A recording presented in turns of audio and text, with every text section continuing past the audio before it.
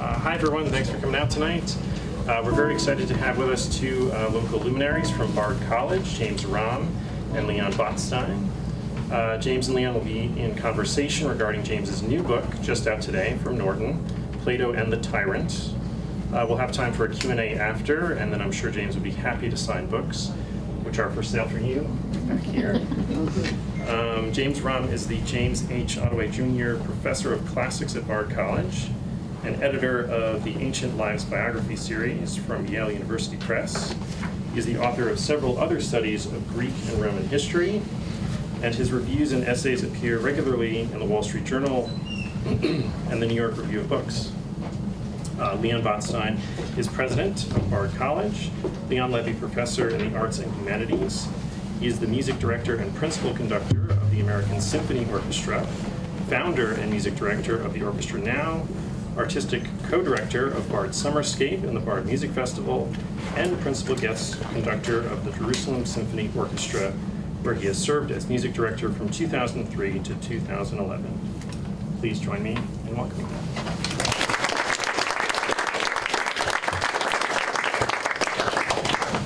Thank you. So we thank you for coming, and there will be questions at the end of this. So I'll ask the first question. So what motivated you to write this book? Okay, great softball question. Hardball question. Okay. Well, before I answer that, I want to thank you in particular and Oblong Books for hosting this event. This is, I'm sure, an incredibly busy and stressful time for any college president, and you've always... Well, this is very helpful. It's about a tyrant.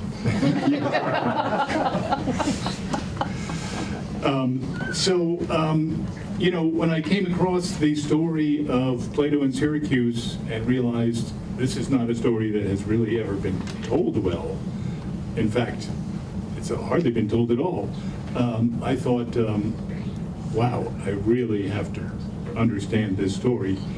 And partly the fact that it hasn't been told much is due to the fact that it's based in a set of letters that I think are by Plato, but some people think not. And so they've been sort of shunted to the side. But they tell the story in Plato's own words. And it's really the only time that we hear Plato speak in his own voice, and we see inside his thinking. Yeah, so one of the things that's interesting about it is you start the book out by describing your own undergraduate experience and also graduate experience being enamored of the Republic as a book, and that we teach it, we have taught it as part of our great book sequence at Bard for years. And there's a public misunderstanding about why we teach the book, because many people think colleges assign books because they believe in the content. You follow me, that we're pushing a content. And the reason we teach the Republic is because it's so complicated to figure out what Plato really thinks. And he makes it extremely hard. It's not a prose, it is a prose book of conversations which don't always get completed. And they go in different directions, and as you point out, one of the great virtues of the book is that it makes a case for the long gestation of the book by Plato.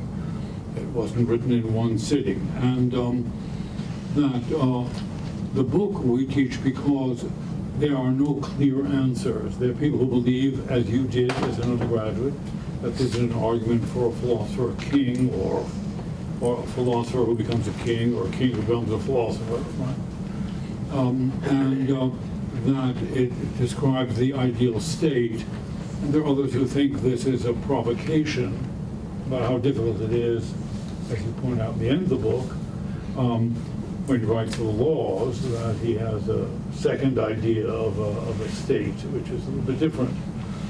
But the reason the book is read is because it's so provocative about the basic issues of justice, the individual and the state. And one of the things I learned from the book is that the more we tolerate living under a tyrant, the more we begin to resemble that tyrant. That just not liking it is different from living under it and adjusting to it. But the book is provocative about the fundamental questions of justice and the individual and who should rule, and their oddities in the books and inconsistency in the book. So it's a philosophical provocation to think about what's the right form of the state. One thing I want to ask you is, not because we're pushing a kind of enlightened despotism of some kind. The other thing is that you tell the story of that I have to get the pronunciation right. We're not talking about Dionysus, we're talking about, how do you pronounce? Dionysius. Dionysius. Yeah. The elder and the younger, primarily the younger. Yeah. And that Plato started to develop the teaching of a ruler by geometry and by theoretical subjects, and delaying action until the person, the ruler, was. One of the things interesting, you mentioned it, is that it's fascinating to read because, first of all, it's beautifully written. Beautifully written. You think this is a book about Plato and Syracuse and the tyrants, and it could be really dull. It isn't. It's a page turner, and Jamie writes beautifully, and the books that are there and the others are all have this wonderful quality of readability without condescension, so the reader never feels, you never feel, well, I've never heard of these people, I don't know what's going on. And he makes it very easy to follow the argument. One thing that's interesting is that you're immensely imaginative about relying on unreliable sources, and very few of them, and to make the case. You know what I mean? That the imagination you show in weaving a narrative. How do you deal, really, you're very fair in pointing out all the people who don't believe that these letters, or many of them, are written by Plato, and therefore they might be discounted, and there's a long history of discounting them. And how do you get around the unease that you're dealing with documents that are either forged, and you have he's very clever arguments of why it can't be a forgery, because of what's left in and what's left out. How do you deal with these kind of documents? Yeah, so it's a very tricky question. So the 5 letters of Plato, there are 13 letters preserved under Plato's name. At least one of them is not by Plato, and the others have come under various degrees of suspicion. And I use 5 of them as authentic writings of Plato and draw on them extensively. So, there can never be proof of authenticity. You can't prove that Plato wrote the Republic, right? There's no empirical evidence that he did. We can't find his signature on there somewhere. Ultimately, it's going to be a judgment call. I've looked into this very deeply. I've read almost everything that can be found, and I found the letters utterly persuasive because they show that the author has a tremendous amount at stake. So there was an interesting op-ed piece in the New York Times some months ago, not an op-ed piece, but a kind of a contest where the Times took a short story by Curtis Sittenfeld and a short story generated by AI, and they asked a panel of readers to try to determine which was which.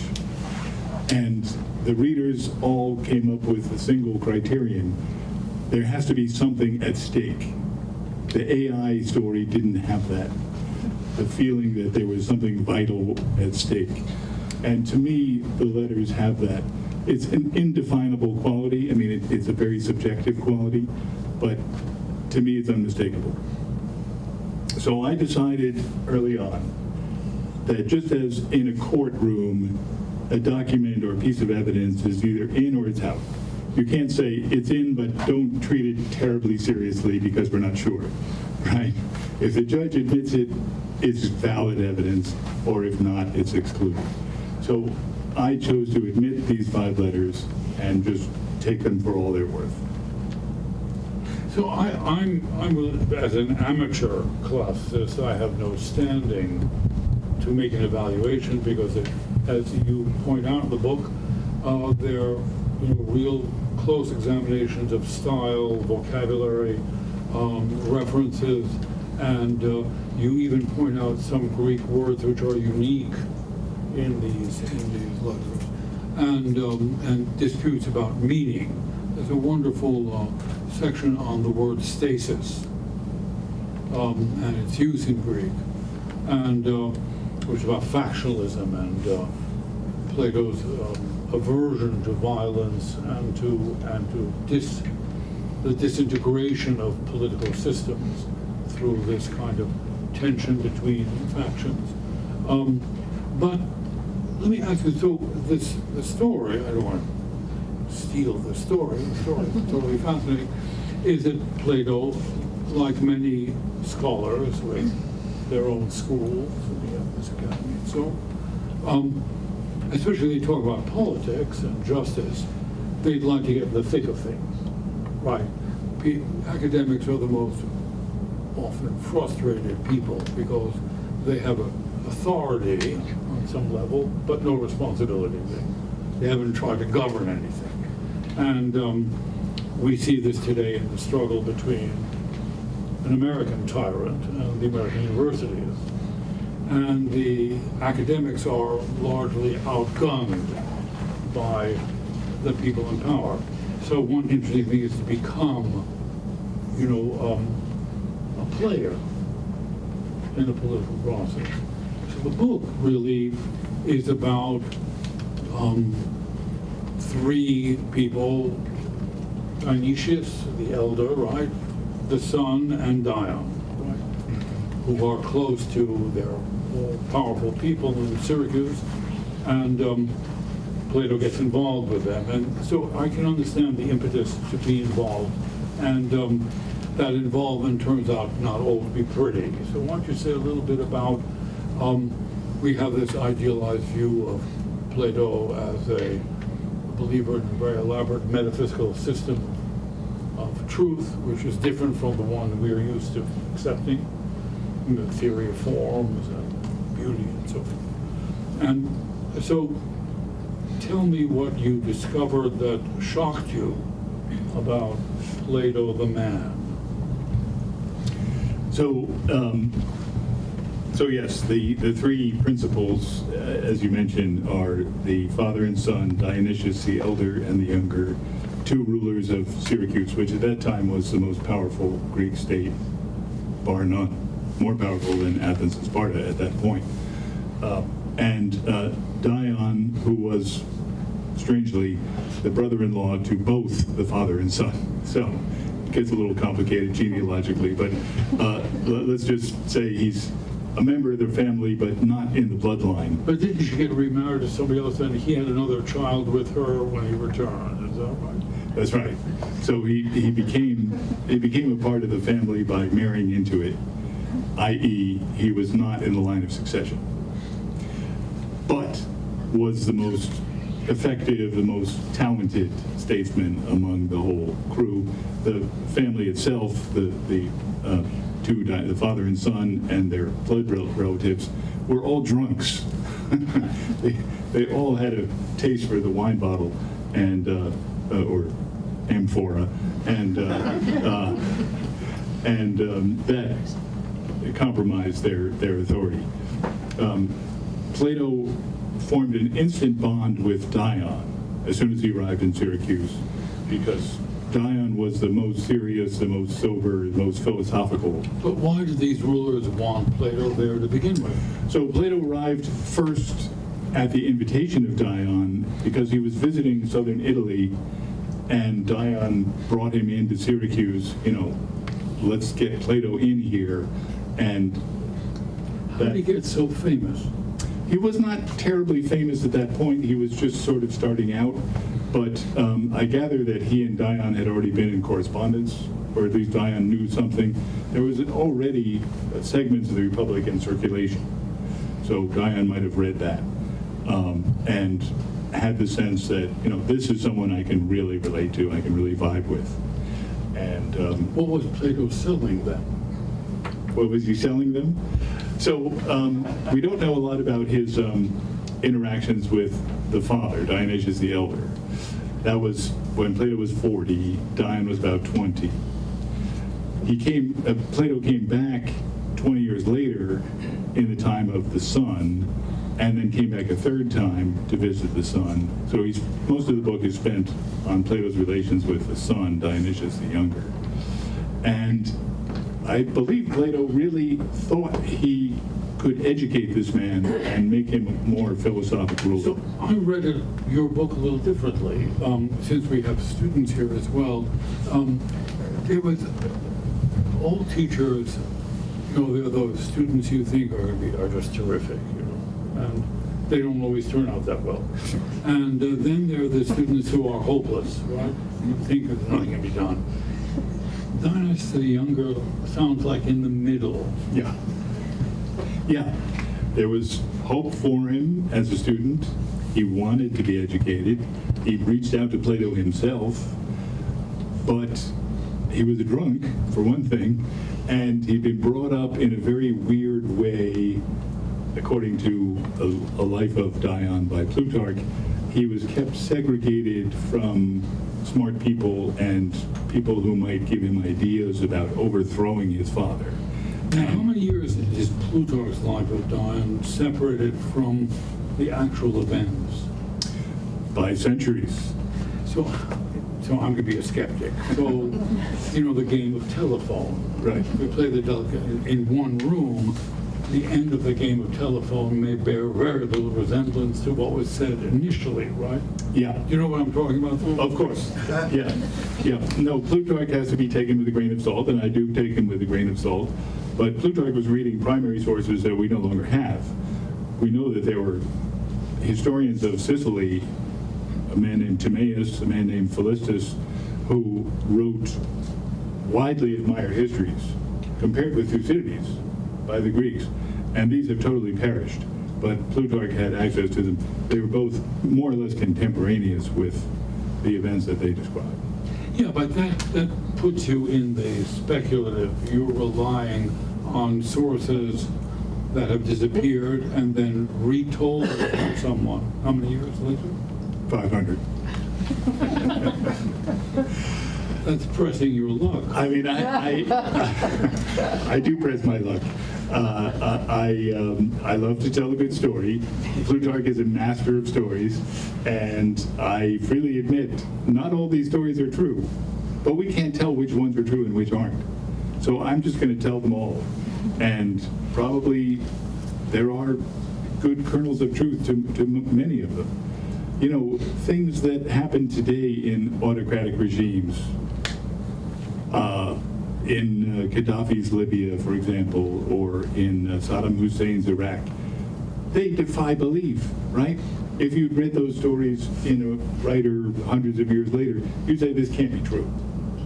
Yeah, I mean, take Putin, right? So we describe Putin, and then we talk about Ivan the Terrible, hundreds and hundreds of years earlier. Stalin, like even more. And but the documentation is richer. No doubt. It's less interrupted, if you know what I mean. No doubt. Well, this is a problem of all ancient history. It's one of the attractions, too. It's one of the attractions, exactly right. Nobody can come up with a smoking gun to say you're wrong. Exactly so. There's a classicist who appears here who changed his mind. There's several of these with time, and so that favors your approach. And describe Plato gets caught in the middle. He gets under house arrest. and he has to escape. There's a kind of thriller quality to this, and you know, he fears for his life. I mean, he should fear for his life. And then the other thing is that toward the end of his life, what's the impact of this terribly violent and wildly unsuccessful effort? What was his project in teaching in relation to Dion and Dynasty the younger? Was to make them what kind of ruler in Europe? So Plato distinguished between a king and a tyrant based on obedience to law. Basically, do you subscribe to a code of laws, or are you ruling arbitrarily? So for one thing, he wanted to make Dionysius just put himself under the rule of law, become a constitutional ruler. But also, isn't there some effort to teach the ruler ethics? Yeah. Think about, philosophically, about the distinction between right and wrong, and using, presumably, one's reason as opposed to kinds of, because in the Republic he takes a real shot at Hesiod and Homer and the mythologies, although then he brings his own in. And so there's an odd relation to religion, to kind of revealed, not totally rational religion. How do you explain that shift? That you seem to describe the transformation of Plato that you can read into the Republic.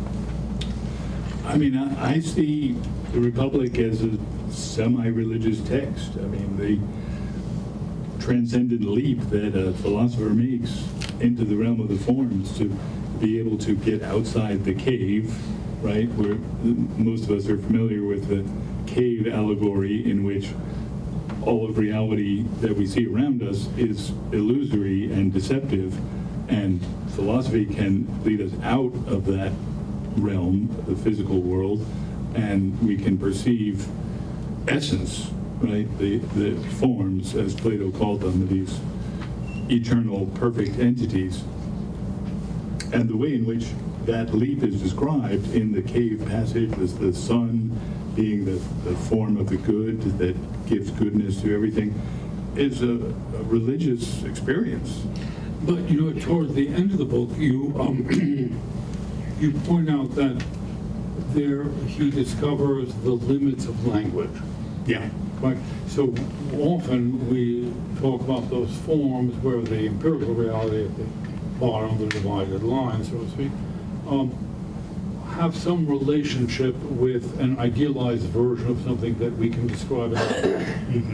But it was fascinating. At the end of the book, you make a turn to some concept of beauty that is not linguistic, some intuitive understanding that the philosopher has, which is not contained by language. Well, this is all an explication of what's in the seventh letter. So the seventh letter, the longest of the five, has a long philosophic excursus in the middle of it, that where Plato essentially says, I've never written down my most essential teachings, and no one could write them down because they can't be described in language. And that blows people's minds, right? Well, why have I been reading all these dialogues if he didn't write down the things he most believes in? So I read that passage as part of his what was at that time a very tense relationship with Dionysius the Younger. He tried to teach Dionysius. He'd gotten him interested in philosophy, and Dionysius had gone off and published his own philosophic treatise. And Plato was horrified that his teachings were being represented poorly or perhaps plagiarized by this drunken nobody, right? I mean, for a high-minded philosopher, this was horrifying. And so he's essentially saying, you didn't do anything. You can't put these things into words. You in particular, but nobody can. And anyone who tries is just debasing the ideas, is bringing them into. So he wants to dismiss someone who would really become a rival in this weird relationship. The way this relationship evolved was very peculiar. But you know, there are moments where you make a reference to the idea of a noble lie, right? And for those of you who remember the Watergate years, I see enough antiquity in the room.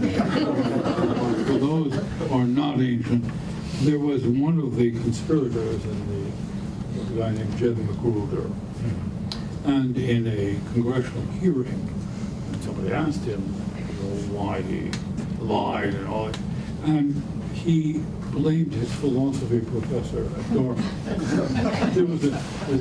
It fascinated me because all of us know that we teach, right?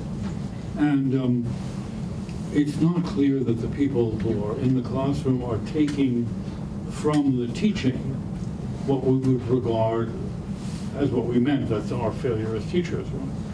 But the idea that he blamed his philosophy professor. So what you're saying is Dionysus the Younger, right? Plato saw this guy sat in my class and got it all wrong, right? Right, and is now publishing my ideas under his name and probably distorting it. He doesn't say for sure the content. He says, I haven't read it myself. That's a very effective put down, right? He has a book, but I haven't read it. But I assume that he would have found the ideas perverted or misrepresented. And apparently other people were also, he regarded as rivals because he talks about a group of people when he launches into this excursus. He says there are many people who are publishing the wrong stuff, and they should stop because you can't put this stuff into words.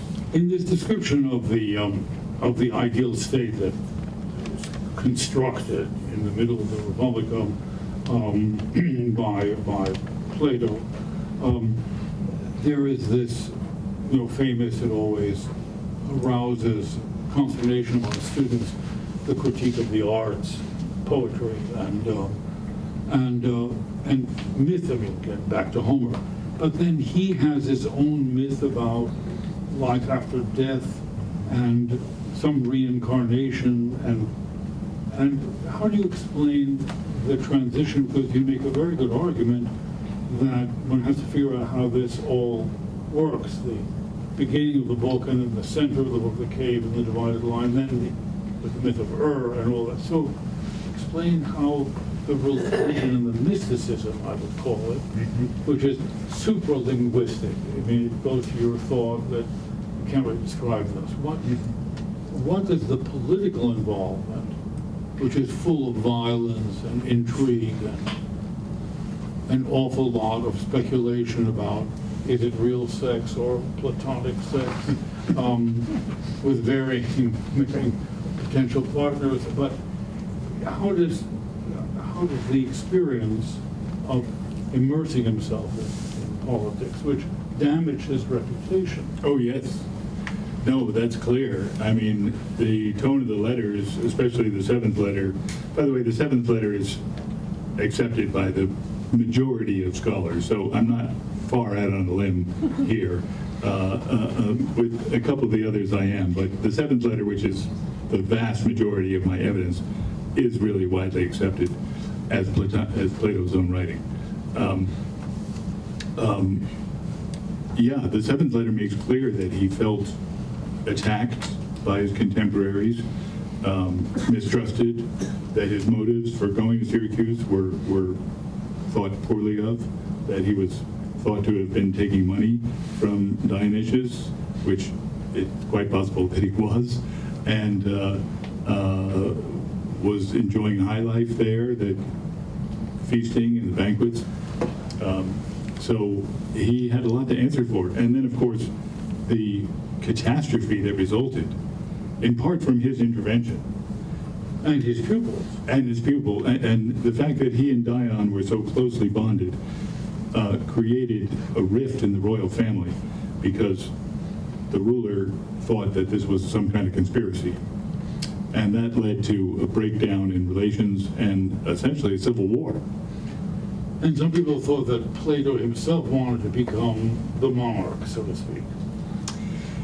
Yeah, and I don't really go there, but I do suggest that in his support of Dion, and Dion eventually becomes ruler of Syracuse, throws out his brother-in-law and takes power himself with Plato's support. And I leave open the question, but I at least open the question of how much Plato was engineering that whole coup from the beginning. But one of the things that interested me, of course, is someone has to raise money. That wasn't people who supported his academy in Athens became a notorious player in this power struggle. I want to explain that. Yes, A new entry into well, the academy needed funding. It could not function on Plato's own personal income, and it didn't charge fees. So who was going to support it? It's clear that Dion gave money, and it's quite possible that Dionysius also gave money, and that Plato may have sought money from Dionysius. So I have a long discussion of a letter which is not widely accepted, but I'm convinced is the real McCoy, in which Plato essentially is asking Dionysius for money. And I believe the reason it's been thrown out by so many people is for that very reason, because it makes Plato look bad. It's not the Plato that they want to see. And it's been exiled since the Renaissance, omitted from collections of Plato. And the first person to do that, Leonardo Bruni in the 14th century, wrote, I didn't include this letter because it doesn't conform to the majesty of Plato. So that was the start of this process of de-attributing the letters. And the great German Protestant theologian Friedrich Schleiermacher had some kind of role in this controversy as well. Did he not? Yeah, I'm not familiar with that. It's in your book. Schleiermacher? Oh, yes, it was Schleiermacher. Okay, now I know what you're talking about. Okay. Yes. Well, Schleiermacher, he's the one who thought that that Glaucon's lover was Critias. Is that what you're referring to? That's right. Yeah. So there was an immense amount of bloodshed. You're a terrific storyteller because the book, so all these bad dictators come to a bad end, and a violent end. Not all. There's one who gets There's one who redeemed. doesn't, right, and that's, I tell that's a great story. So the final chapter is about not the redemption exactly, but the remarkable rebound of Dionysius the Younger, who had practiced all kinds of horrible injustices and abuses and debauchery and committed horrible crimes, and yet somehow he's given safe passage to Corinth and ends up living out his life as a music teacher. The final chapter is entitled The Music Teacher, and it tells the story of the last phase of Dionysius' life. And there's Diogenes appears in your book, and is he the guy with the lantern? Yes. Okay. So Yes. So Diogenes the cynic, the carrier of the lantern who was looking for a just man, and famously lived in a tub because he wanted to divest himself of all material comforts and possessions. Told Alexander the Great that the only thing he asked for was to stand out of the sun because he was blocking the light. So he was a contemporary of Plato's, but not a fan. not a fan. They were in fact at opposite ends of a spectrum. Plato called him a Socrates gone mad, and Diogenes had some really harsh things to say about Plato, and is one of the voices that we hear in the sources that the spokesman for this mistrustful view that Plato was really only catching money or trying to live the high life of Syracuse. He had ignoble motives. He sees only the darkest motives in the Syracuse project. So, turning back to the Republic, which I think you continue to enjoy teaching, because as I do, because I don't see it as a historical book. I don't see it as actually arguing for one point of view. There are many ways to read it, and not necessarily in favor of a sort of oligarchical philosopher, king, or even in the law as kind of hierarchical. So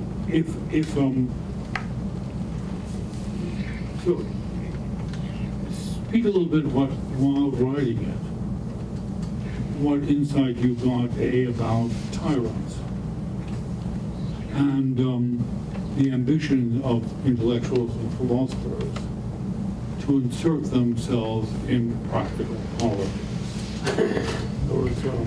And I'm trying to think, are there any successful examples? I mean, this Voltaire went to see Catherine the Great. I'm trying to think. Well, there's Aristotle and Alexander the Great. And one could argue that was a success. I don't know for sure that one can find any traces of Aristotelian philosophy in Alexander's career, but it might have been much worse if not for Aristotle. I don't know. And then there's Seneca and Nero, which, as you know, I've also written about in another book, and that was a dismal failure. Yes. So if you had to send an intellectual and philosopher to Donald Trump. Yeah, I think it would be an exercise in futility. Yes, but I'm saying, are there examples? In other words, what interests me about the book is that you make a very strong case for the frustration of a brilliant mind and writer. The imagination of these dialogues are incredible, and you get a sense of that, not only in the Republic, but the other dialogues.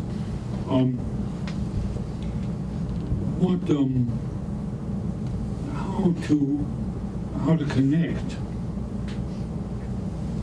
philosophical thought about justice to improving the political organization.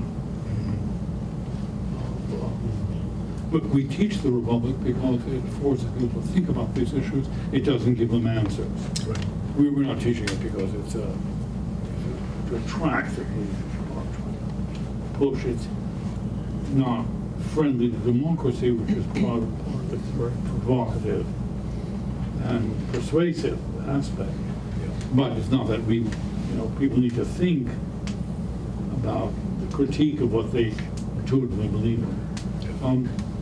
And I think I'd like to mention the fact, because the audience will appreciate knowing this, that in this current year, your 50th year as president of Bard, you commemorated it by directing the first-year seminar program and making the Republic the center of it, and teaching it yourself, as you always do.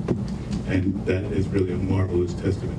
No, but I think, but again, because the reason is that I don't think it is compare it, for example, to the German philosopher Carl Schmitt, who is the most articulate 20th century critic of democracy.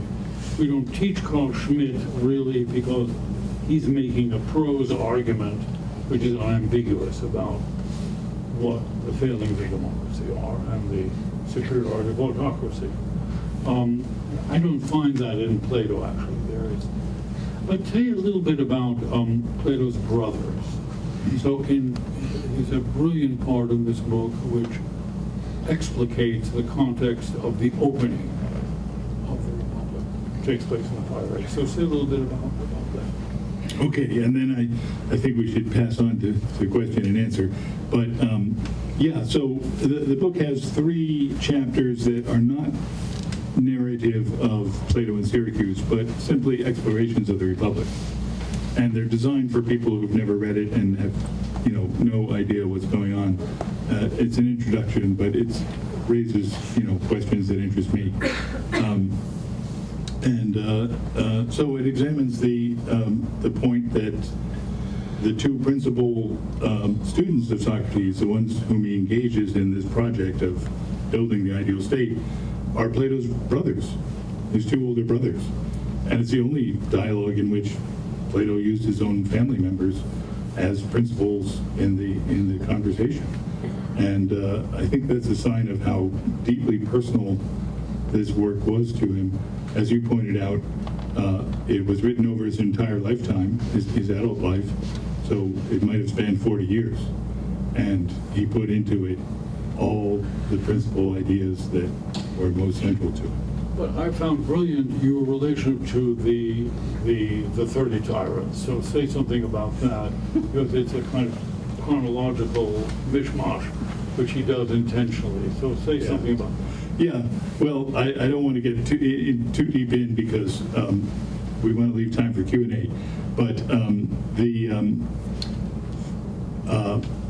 the first group of people that Socrates meets on this night when the Republic takes place are people who were victims of a terrible purge, terrible reign of terror that had happened when Plato was about 24. He's writing Republic many years later, and the Republic takes place many years before this reign of terror. So the people who are about to be killed, who are going to be killed, are Socrates, the first people that Socrates meets, and they meet him in a place in which the principal battle took place between the forces of democracy and autocracy, the junta that had taken over Athens. So I think that staging tells us that that's really what this work is going to be about. It's going to be about the battle between freedom and autocracy and what happens when true tyrants, the 30 tyrants that they were called, get control of power. So maybe with that we should look to the audience and see if there are any questions or comments. Classics is a wonderful field to be an amateur in. And you have to have people like James Romm who know how to write for the general reader without sacrificing the unbelievable impressive command of the material. Thank you. That's a great tribute. And elegant. I have a question. Okay, go ahead. In our Greek class this year, we've talked a bit about sort of reading. We read the Euthyphro and reading both Socrates' and Plato's sort of perspective in that, and trying to figure out like who is really speaking, like Plato or Socrates the character, or Socrates like the actual person. So I'm wondering what you noticed in reading these letters written by Plato, the differences between that and like reading a dialogue where Socrates is also like a character in the narrative. That's a great question. Yeah, Plato never impersonates himself in his dialogue. He never appears in his own person. He uses these masks, Socrates being the principal one. But he's never just speaking through Socrates, right? Socrates is a literary character, and he says things that I don't know whether Plato would agree with. When you read the letters, you hear the authentic voice, and you, especially in the seventh letter, you read his own excursus, his own explanation of his philosophy. And it has a lot in common with the Republic, but there are some differences. And but most institutions do, following the questioner, introduce Plato through the Euthyphro, the Apology, the Plato, the Phaedrus. And what do classicists regard the Euthyphro as somehow those are real people? And is there a historical, or do we get closer to Socrates in those dialogues than we would, let's say, I haven't looked into that a lot. I don't think we're close to Socrates in any of Plato's dialogues. You read Xenophon's Socratic dialogues, and they have a totally different flavor. They're much drier, much less witty. Socrates doesn't spin any myths the way he does in Platonic dialogues. So I think Plato's Socrates was really a literary creation. I wouldn't want to extrapolate from that to the historical figure. So who's more historical, Jesus or Socrates? Yeah, there's a hand.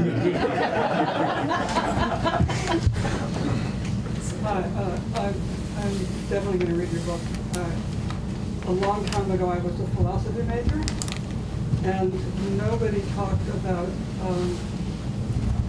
psyche, personality, even democracy versus tyranny in anything I heard anybody say about Plato.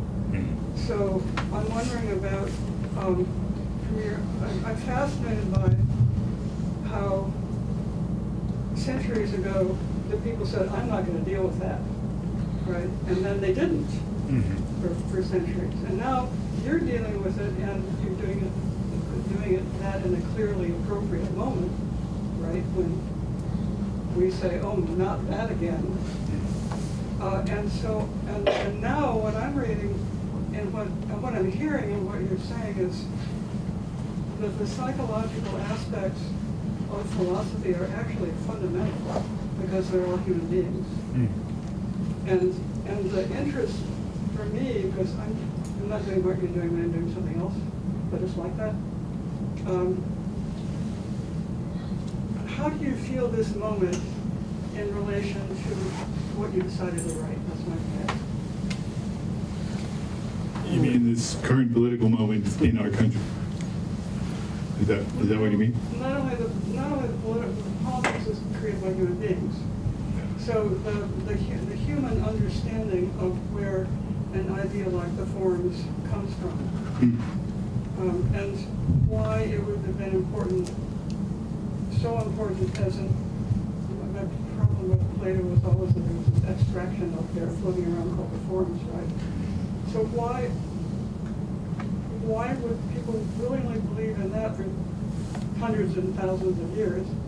And what do you feel, can you talk about what the psyche, the humanity, the dilemmas of being Plato meant to you as you're writing this book? I'll try that out. Okay. Yeah. So I think we have an idea in our head, which I'll use the phrase my wife gave me, the Platonic Plato. We have this idealized figure in our minds because that's how Plato describes philosophy in the Republic and other works. It's stepping outside the physical world. It's a pure, mental activity, and it takes us into a purely abstract mental realm. So it's jarring to think of that person buying food in the marketplace, right? Or asking a tyrant, can I have a little cash because my niece is getting married and needs a dowry? There's a weird dissonance there. But to me, it opens up Plato much more widely and makes him much more interesting to see him in human terms. I think your question is a very good one because Jamie is right. The book does something which is we do commonly, which is we try to explain a work of art or a work of literature through the prism of a biography. Look at the author and the author's life, and we transpose the insights of that person into our reading of the book. And there's a school of thought that thinks that is not right. So in my field, in music, right? So we know a lot about Beethoven and Mozart, and not all of it is pretty, but in the end of the day, it's not why we're interested in their music. Their music exits from their biographical context. The Republic is a good example of that. it has a huge influence. Every philosopher since who writes about politics, Rousseau, anybody you pick, it has a life of its own which is detached from the biographical circumstances which people then didn't want to sully Plato with. What Jamie has done is reintroduce the historical context and psychological context and the personality of the writer. To my mind, I'm ambivalent about whether that changes my understanding of what the text is doing and its arguments. For example, because in the ideal state, the philosopher rulers, whatever they're called, are themselves detached from normal human activity. They become themselves, you describe it better than I can. Well, yeah, they exist in this world of cognition, of transcendent perception. Can I just ask one more follow-up to that? Sure. It's true that we don't look to psychological analysis of Beethoven very often because it's not important in his music. But if you are proposing a philosophical system that guides a state and guides it into either anarchy or totalitarianism or democracy or something else, it seems to me that philosophy can't defend itself if it's in too small a place, right? And Yeah. so I think I said I sounded read this book, but I think that in broadening it out this way to show the historical pressures and it feels familiar, right? You know, we're saying, oh yeah, I look on the news and guess what I see. So anyway, that's what. Yeah, but I think your question is excellent because, in my view, what recommends the Republic is that it shows how hard it is to construct a system that works. The nature of human society is so demanding and complex that these constructs of this ideal state are, on the one hand, slightly ironic because they're impractical and they're implausible. And I think that's intentional. The book, I don't think, makes an argument of an ideal system. You follow me? And Jamie brings in the most powerful critics of Plato, especially after the Second World War, that see a link between Plato and the totalitarian systems in Russia and in Nazi Germany and fascism and so. And I'm not sure that's a persuasive argument because I think Plato is outsmarting his reader in order to put together, although some people are attracted by this notion of rational ethics that abhors violence. I mean, there's some kind of idealized belief in what we're capable of, but he makes it quite clear that this is not easy to do. And I think just, apropos of your question, one of the most interesting things in the letter, in the seventh letter, is that Plato says he went to Syracuse because he didn't want to be accused of being a mere logos. That is, an abstract argument. He didn't want people to think you talk the talk, but you don't walk the walk. So he had to, he felt pressure to do something practical after having formulated these theories about philosophy and governance. what's your view of Marcus Aurelius? Well, you and I will have that discussion another time. Let's maybe have time for one more question.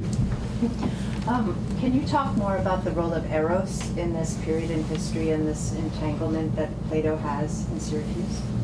Okay, yes. So, so Plato, as some of you know, was very interested in sexual attraction, Eros, and he wrote about it in essentially in two dialogues, and in both of them, he transmutes it into a philosophic activity that having the hots for some other man, it's always men in his work, would enable both of you to reach upward toward the forms, toward... There's some women? Well, there's a woman who preaches the doctrine, but it's always, Plato always imagines it as two men. In one of these works, he says that he uses a word that almost rhymes, that sounds exactly like Dion, in a very prominent way, that people have interpreted as being a coded reference, that this is what Dion and I had, this kind of relationship. And we have a poem, so again, there's a controversy over authorship, and again, I think it's been biased against authenticity, but there's a poem attributed to Plato in which he says that Dion drove his soul mad with Eros. And that suggests that the two of them had not just a very close philosophic bond, but a romantic bond. Plato was unmarried his whole life, and as far as we know, this was his only real intimate relationship. And But you leave open the possibility that it was not consummated. It was. Well, because Plato speaks of Eros as something that doesn't have to lead to sex.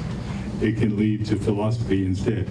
And, you know, he The goes dream of every university. he goes into some detail about this, about, you know, how you have to strain against the urge, you have to restrain yourself, and so there's a little bit of, you know, maybe monasticism in there, but in any case, he uses this word that really sounds very much like Dion in this passage about philosophy, and, you know, the right kind of philosophy and a relationship between older and younger men. So it sounds very much like that's what he was doing. What I liked about the use of your discussion of Eros is that it's something that we hope is real. And Freud has a theory about this as well. That you take the erotic, the sort of carnal part, and displace it into another realm of activity. There was one person in this room who recognizes there was a classicist at Harvard, John Finley. And there's a story told about him, which is legendary, that when he retired, there was a banquet thrown for him. And somebody asked him, what did he achieve? 40 years of teaching, or 50 years of teaching classics at Harvard. And he replied that he successfully reduced the Harvard undergraduates' obsession with sex from occupying 98% of their time to occupying only 97% of their time. And that he thought was a great accomplishment. So the difficulty of doing this is extraordinary. One more question. Yes. I wonder, veering away from philosophy, if you had to describe your book as an adventure story, because there's a lot of that there, Yeah. and I just wonder what of that might interest people who aren't philosophically inclined. Yeah. So, yeah, we shouldn't put too much of the accent on the philosophy, although that's a big part. But there's a lot of action and bloodshed and all things we love about narrative history. A lot of people get killed, and there's In interesting ways. in interesting ways. Syracuse descends into a civil war and chaos, really, and is nearly totally destroyed. There's a marvelous note in Plutarch that after 10 or so years of the Civil War, that grooms who were leading their horses would graze their horses in the market square because there was no economic activity anymore. The grass had all grown up in the market, and it seemed as if it was done for. And then there's a remarkable restoration at the end, but I won't give that away. But in your question, I would say that one of Jamie's great gifts, genius, is that when he does discuss, the Republic or a dialogue or a philosophical, it's never laden with jargon, it never becomes unreadable. You don't start to fall asleep or it doesn't give you the sense that you can't understand it, it's above your head. And so the clarity and the ease of getting through the non-action parts, so to speak, is very deftly done. Well, maybe we should leave it there.